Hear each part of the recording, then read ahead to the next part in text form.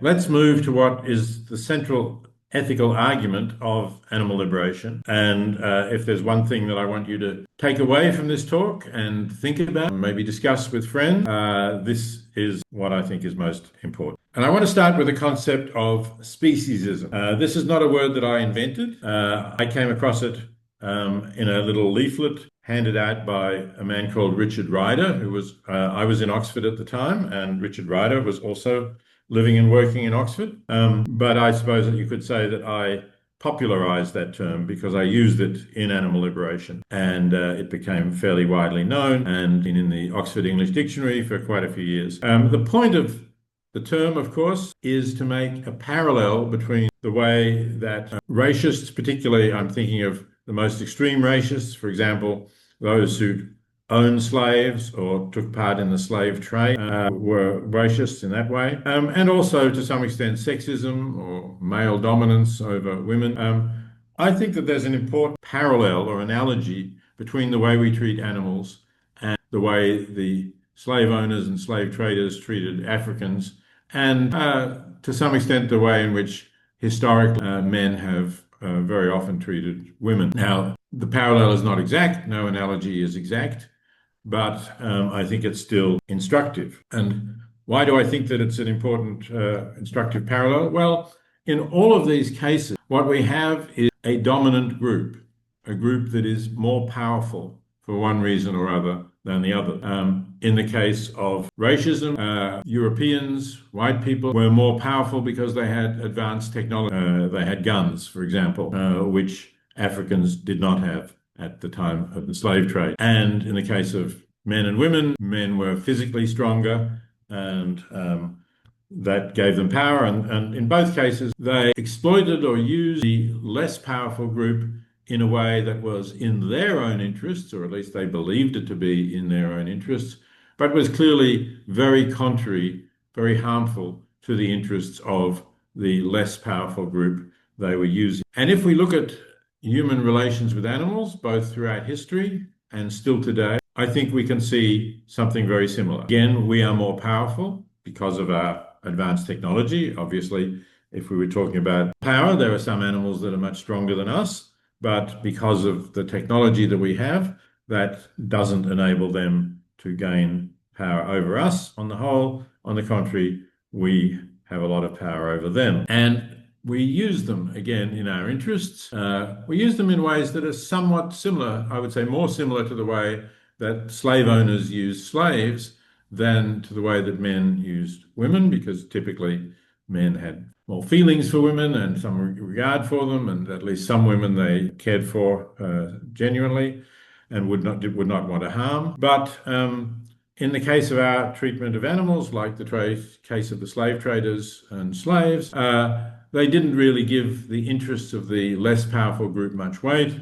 They allowed their own interests to override them in virtually all circumstances. Just as the slave traders captured animals and transported them across the seas in ways that led to many of them dying, we have captured animals, we have domesticated and bred them, and we transport them still today, sometimes over the seas. My own country, Australia, is still shipping animals from Australia to the Middle East, for example, although fortunately that the government is ending that terrible trade. But also we transport them around the world and around the country in very bad conditions, and we kill them for our own interests without much regard for their interests. So that's why I think to say that we have speciesist attitudes to animals is justified, and I think that it is also something that can be defended, just as racism and sexism cannot be defended. So let's look at the history of speciesism briefly, because it has been going for a long time, and we see it actually in some of the writings of otherwise respected philosophers and thinkers. We see it perhaps clearly in the book of Genesis, in the Hebrew scriptures and what's become the Christian Bible. And we have this verse where sometimes known as the dominion verse, because it says that God gives us the right to have dominion over the animals, over the fish of the sea and the fowl of the air and over the earth and over every creeping thing that creepeth upon the earth. So this is a justification, clearly, for our dominion over the animals. And that's one strain of Western thought, obviously. It was very influential. But then we also have roots, philosophical roots, in the thinking of the ancient Greeks. And Aristotle also took the view that animals and also plants exist for the sake of man, as he says. So he had a view in which things exist in the universe for a purpose, and the purpose of animals is to enable humans to eat them, to use their furs or skins for fur or leather. And basically, they're there for our ends, not for their own ends.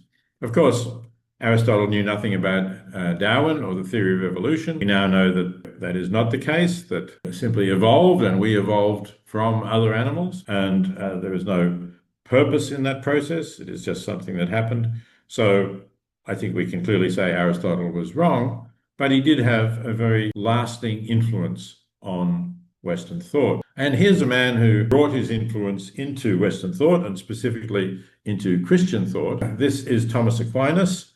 Perhaps the most influential of the Christian theologians and thinkers over history, certainly of the medieval ones.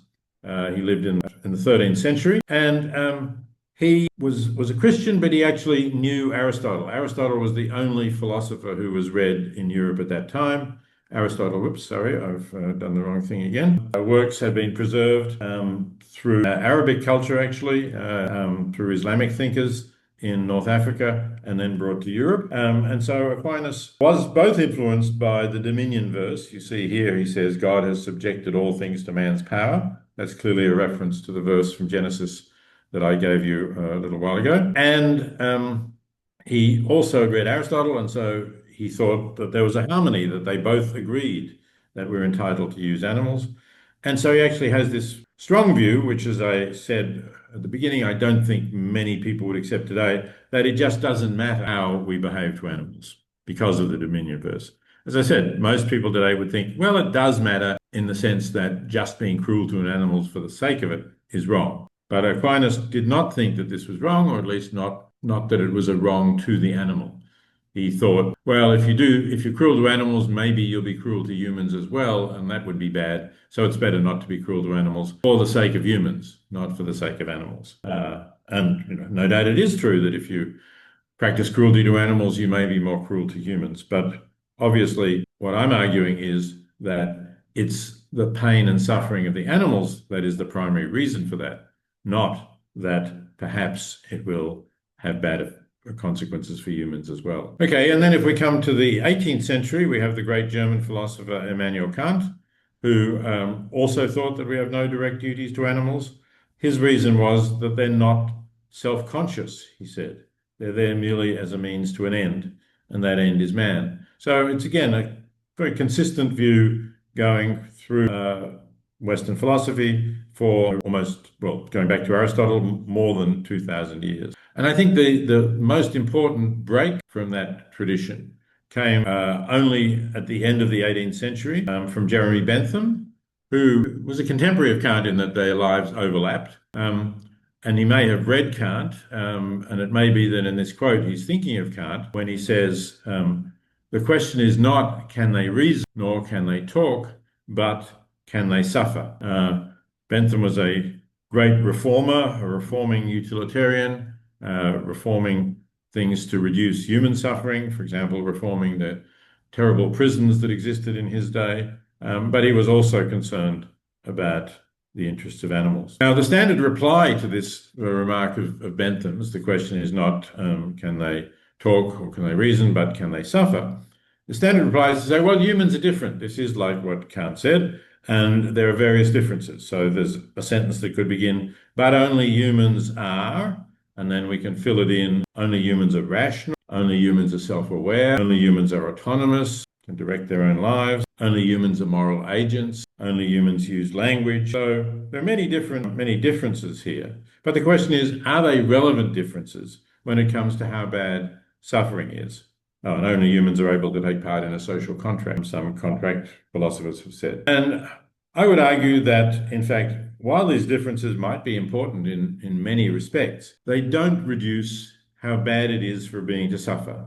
If a being is conscious, then a being can suffer, and you can certainly be conscious without being any of these things. I'm not saying that animals are not some of these things. I think clearly animals are to varying degrees, and different species of animals to higher degrees, rational, self-aware, autonomous, maybe even moral agents, may be able to use language to some extent or to communicate in various ways. But even if they're not, if they can feel pain, that pain is bad. And Bentham himself had a response to this argument that only humans have these qualities. And this is the response. He asked, what else is it that should trace the insuperable line? And by the insuperable line, he meant the line between a being whose interests matter and whom we should not inflict suffering on unless there's an absolutely overridingly important reason for doing so. You could say by the insuperable line, Bentham means a being with rights rather than a being lacking rights. And Bentham asks, as I say, is it the faculty of reason or perhaps the faculty of discourse? In other words, being able to talk. But he says, a full-grown horse or dog is beyond comparison a more rational as well as a more conversable animal than an infant of a day or a week or even a month old. And that's certainly true. If you've had children, as I have, or if you've had a baby brother or sister perhaps in your family, or you've just spent time with very young children, you will know, and of course if you spend a little bit of time with a horse or a dog, you will know that you can communicate more with a horse or a dog, and they are more aware of the world and more able to make rational choices than a newborn baby. So if you think that unless you have these characteristics, you don't have rights or your suffering doesn't matter, then you have to answer the question, well, why does the suffering of a newborn baby matter? Why would it be wrong to inflict pain on a newborn baby? And I think it obviously would be. Okay, so if that's right, if what I'm arguing so far is right, what is the principle that we should use to relate to animals? What is a non-speciesist principle, one that is not open to the moral objection that you have a bias in favor of your own species, just as racists and sexists have biases in favor of their own race or sex. And here's a principle that I think is impartial, that doesn't have a bias. It's the principle of equal consideration of interests. It says we ought to give equal weight to similar beings, similar interests, irrespective of the species of the being whose interests they are. So I'm talking here about similar interests. The interests of humans and non-human animals will sometimes differ, just as the interests of different humans will differ. But where we have similar interests, for example, similar capacity to feel pain or to feel some types of pain, physical pain, and the pain is likely to be just as bad, we should give equal weight to preventing the pain of a non-human animal or a human, so that if the pain of the non-human animal is greater than the pain of the human, we should give priority to stopping that pain. That's the principle of equal consideration of similar interests.